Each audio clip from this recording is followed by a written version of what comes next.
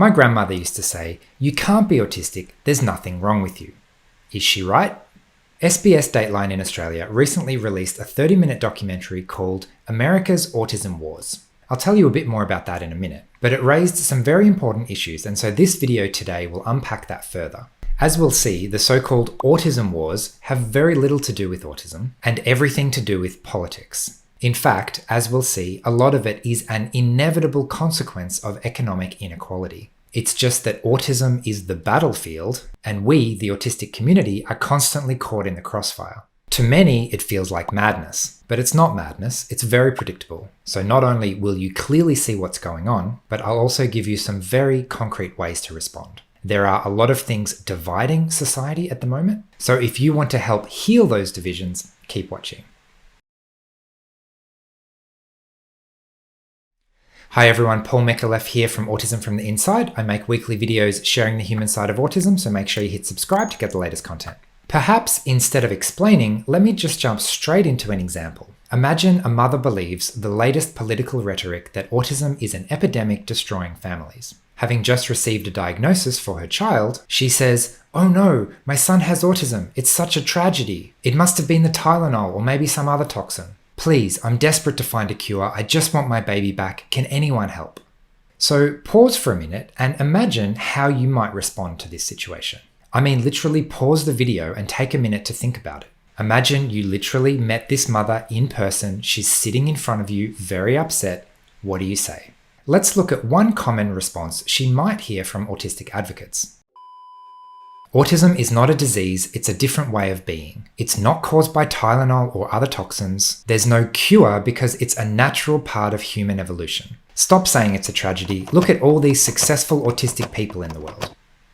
Are you convinced by that? Maybe you are, but this mother surely would not be. This kind of typical response attacks her reality. She probably feels misunderstood. You don't get it. So there are successful people in the world with very mild autism. My child has severe autism. It's completely different.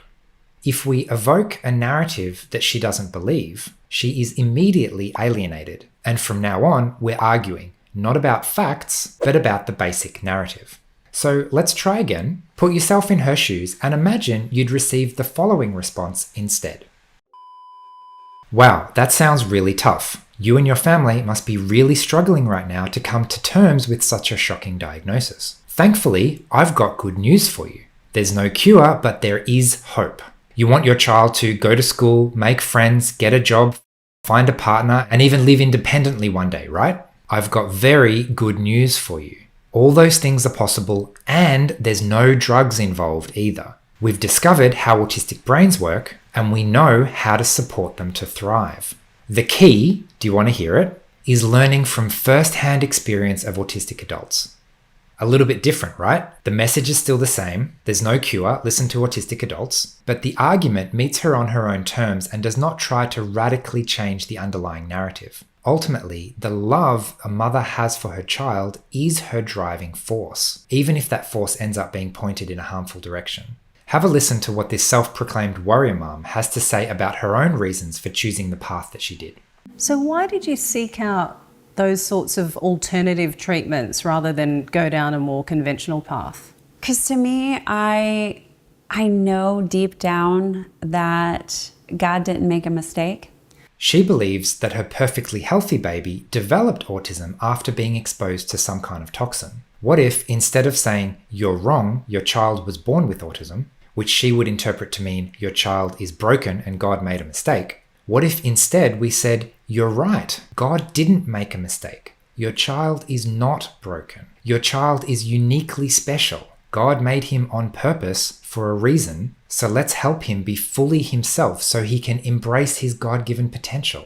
As my own grandmother used to say, "You can't be autistic, there's nothing wrong with you." I never argued with her on this because in her worldview, she's right. There is nothing wrong with me. She might have an incorrect and outdated idea of what autism is, but her intuition is correct. There's nothing wrong with me.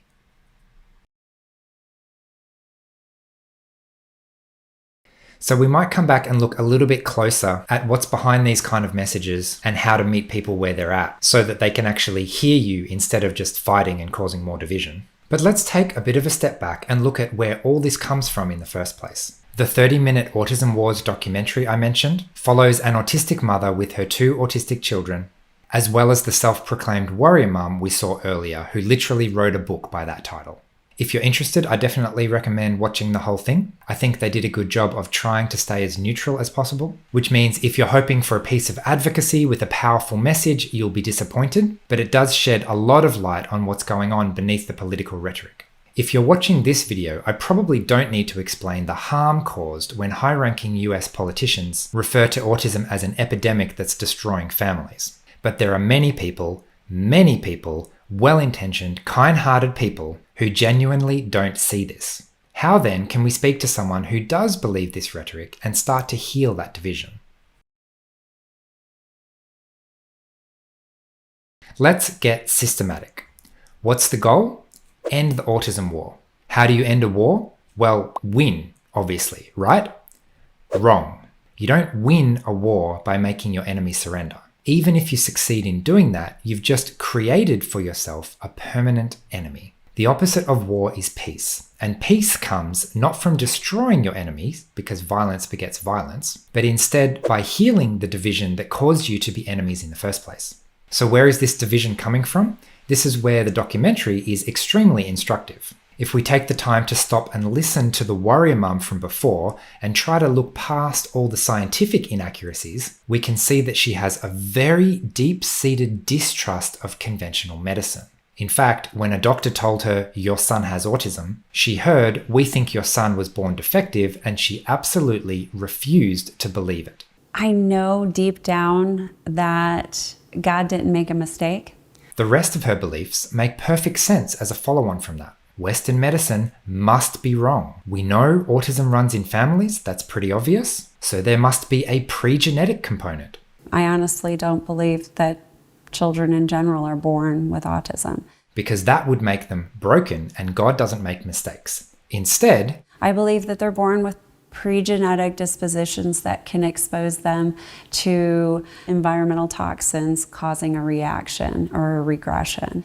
And so she's dedicated her whole life to advocating for alternative therapies, many of which have absolutely no scientific basis. Realistically though, this big pharma distrust of conventional medicine is by no means restricted to mothers with autistic children. And believe it or not, I can personally relate to this distrust in a US context. Let me share a quick personal story.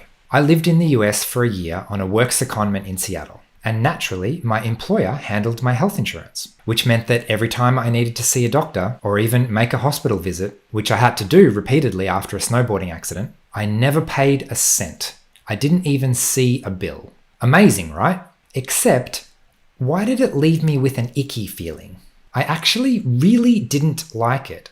There was something about this sudden, wide smile that appears almost immediately after I give over my insurance details, and the person I'm talking to goes from being just a little bit surly to suddenly they're my best friend. I just got the feeling that I was being used. Jackpot, VIP, come this way, we'll take care of you. I remember once I booked myself a free consultation at an osteopathy clinic, and I had to stop him halfway through the consultation just to double check, is this still a free consultation or are you actually treating me at the moment? No, it wasn't still just a free chat. He assumed, without my consent, that I obviously wanted to go through with a full consultation. Anyway, interestingly enough, the healthcare itself was really good, but the experience itself of not seeing a single bill left me questioning the integrity of the doctors. Just that tiny bit of suspicion, like, are you recommending me this treatment because it's the best thing for my health? Or because it's free for me and you know I'll say yes and you get paid for it? It was the opposite of transparent, which means that the entire system lends itself to distrust. Now, I personally have had the privilege of living in several countries. I'm quite well educated. I understand how systems work. I know that in general, it's a much better idea to trust doctors compared to refusing healthcare. But I only know that because of my privileged experience. If I had less privilege, less education, less exposure to non-US systems, it might be entirely reasonable to develop a severe distrust of the system. Add this to a general distrust of the man trying to screw you over, and suddenly alternative healthcare and rejecting most of mainstream science doesn't seem like quite such an extreme position. So I'm obviously not advocating for that position, right? So why am I saying all this? It's because when we ignore a legitimate claim, we lose all credibility. There is always some element of truth, even in the most extreme positions. And that tiny, tiny little element of truth binds and anchors the rest of their nonsense. So if instead we acknowledge that element of truth, it makes it 100 times easier to sweep away the rest of the nonsense because there's nothing binding it anymore. Keep the baby, throw out the bathwater.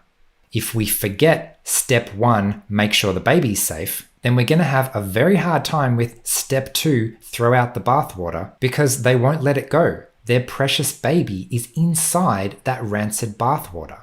So, as you can hopefully see, ignorant, harmful beliefs such as this autism epidemic rhetoric are based on a deep distrust of conventional medicine and even authority in general. I'm not really sure what to call this. I usually refer to this entire movement as anti-vax. If you have a better term, please let me know in the comments. I'd love to hear it. Crucially though, the whole thing is a natural, expected result of severe inequality, combined with arguably the worst healthcare system in the world. In this sense, the war is really between rich and poor. A growing number of people are frustrated and angry at systems of power and oppression. A privileged few have the luxury of being educated, internationally minded, environmentally considerate. But at the other end, those living day to day can't afford a global mindset.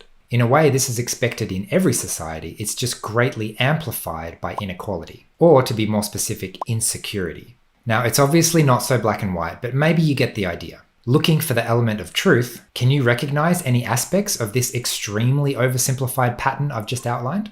All this to say that autism is caught in the middle, and the problem is not stupid people rejecting science. Fear and insecurity lead to division and war. And when caught in the crossfire, it's very tempting to take sides. In fact, it's arguably a lot safer to take sides. But if we really want to heal the divisions of society, we need a way to bridge the gap and work towards unity. As usual here, my recommendation is to share lived experience. Nothing breeds hate more than living in close proximity with people you don't talk to. Instead, when we meet people, they become people. It's very hard to maintain dehumanizing beliefs about someone you know well, and conversely, trivially easy to forget the humanity of an entire group we've never met.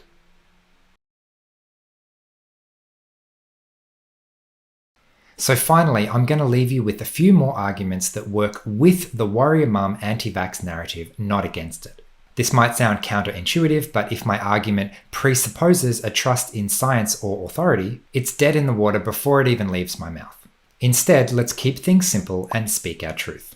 If you're interested in the theoretical basis for the power of simplicity, I did a pretty technical deep dive on that last week. Okay, here are some examples. So fight for the child that God gave you, not for the child you wish you had. He's not normal, he's not typical, he's special. The world wants him to fit in, be nice, be polite, look you in the eye, shake your hand, do what everyone else does, don't make trouble. They don't want him to be special. They would have him deny the unique gift that God made him to be for the world. You know the struggle ahead will be hard. God didn't put him on this earth to have an easy life. He created your son to make a difference, and he will touch the lives of all those who truly take the time to get to know him. Your job is not to protect him forever, but instead to help him grow strong so he can be a warrior too. Now, a bit of a warning, let me share a common story that I've heard from thousands of autistic adults. They've walked your path before, so we can learn a lot from their story. And what they tell me is they grew up thinking that they were broken. They knew they were different and they thought different was bad. So they learned to blend in. They learned to look and act like everyone else. They learned to appear normal on the outside, and suddenly everyone was happy. You're not broken anymore. Praise God. But inside, they knew they were still broken.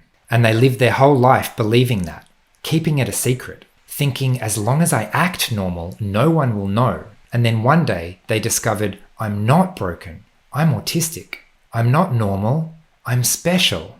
and suddenly they saw themselves in a positive light for the first time in their entire life. Do you want your child to spend their whole life thinking that they're broken? No, of course not. So stop telling him he's broken by constantly trying to fix him. Instead, start telling him that he's special. Yes, he's different, but he's not a mistake. God made him perfect. Maybe other people don't see it. Maybe they want him to be normal and get upset when he doesn't fit in. But you're his mother. You see the beauty of his soul. You know God doesn't make mistakes. So fight for him. Embrace that God-given difference so he can be a unique gift to the world. In the words of Temple Grandin, he's different, not less.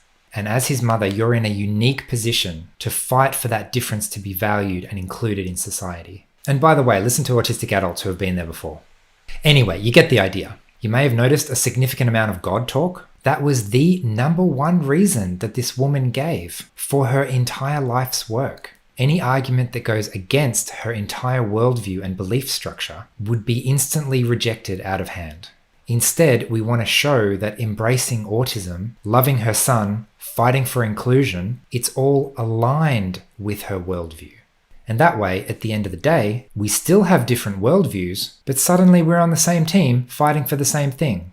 Anyway, this video is probably way longer than I anticipated. I don't normally let myself speak at all on even remotely controversial topics, so hopefully this has been of value. In a way, this is essentially the fourth video in the series, so if you got all the way to the end and you haven't seen the other three, you'll probably like them too. I'll leave it there. Please be kind to each other in the comments, and I'll see you again next week. Bye. If you got any value out of this video, please consider supporting this channel financially on Patreon. Any non-zero contribution, no matter how small, makes a big difference. Thanks.